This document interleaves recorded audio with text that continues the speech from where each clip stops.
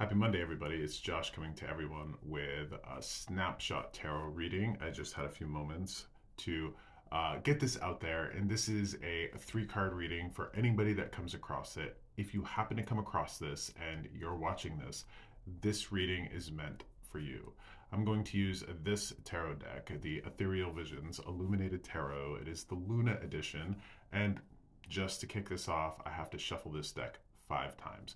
So I'm going to go ahead and do that, shuffle it 5 times, and again, with that intention.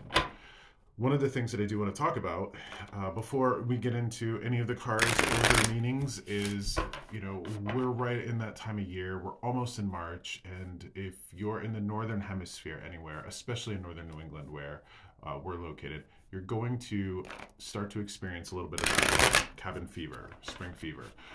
I encourage you to kind of lean into the spirit of Christmas. Christmas is the time of year when we have the winter solstice. It is the time when the days are the shortest, the nights are the longest, and we need the lights, the sounds, the colors, the smells. We're almost at Mardi Gras season, so I want you to think about what you can do to get in some of what I call vitamin joy, especially considering cabin fever, spring fever is absolutely going to be setting in for folks. So here we go. I'm going to go ahead and cut the deck. And this 3-card reading is the snapshot. The first card right here is what you're represented by right now, or everybody. The death card. Okay, so the death card in tarot is not scary. This is actually one of my favorite cards because this talks about the end of one cycle and the beginning of another. We're almost there at the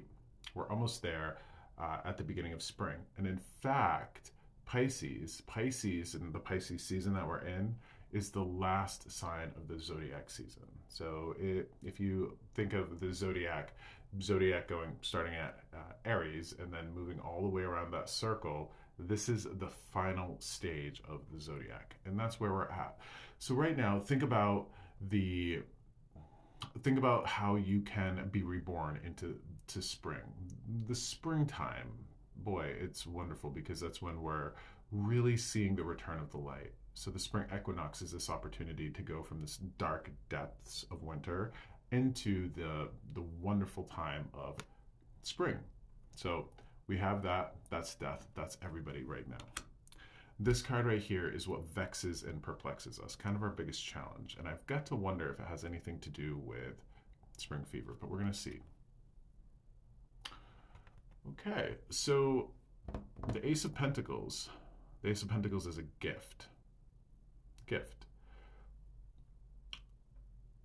Let's look at this time of year. Let's look at winter. Let's look at the darkness and the cold that we're in right now. We need winter. We need cold. We need night. Everything that we would think of as negative in our life, we need it. And I know that a lot of us don't see the winter or this time of year as a gift, but it truly is. This is that time of year where we slow down. And though we're not really connected to agricultural seasons as we once were as a species, as a culture, this would be the time to rest. This would be the time to consolidate everything from the prior year and to get ready. A lot of folks would be looking at seed catalogs, maybe even starting seedlings for their gardens. There is a gift in this time of year, even though we don't see it. The earth is barren, the earth is cold, but that's even a gift. Think of bulbs, think of daffodil bulbs, think of garlic, think of any types of bulbs that you would have to plant in the fall so the ground would freeze them and then they could blossom in the spring. If you plant a daffodil in the springtime, it's not going to do anything. You have to freeze it. If you plant garlic in the spring, it won't do anything. It has to freeze over the course of the winter. Think of this time of year and what kind of gift you're being offered right now. That is also a perspective shift. If you shift your perspective, instead of looking at the dark doldrums of winter as something that you have to suffer through, what if you looked at it as an opportunity?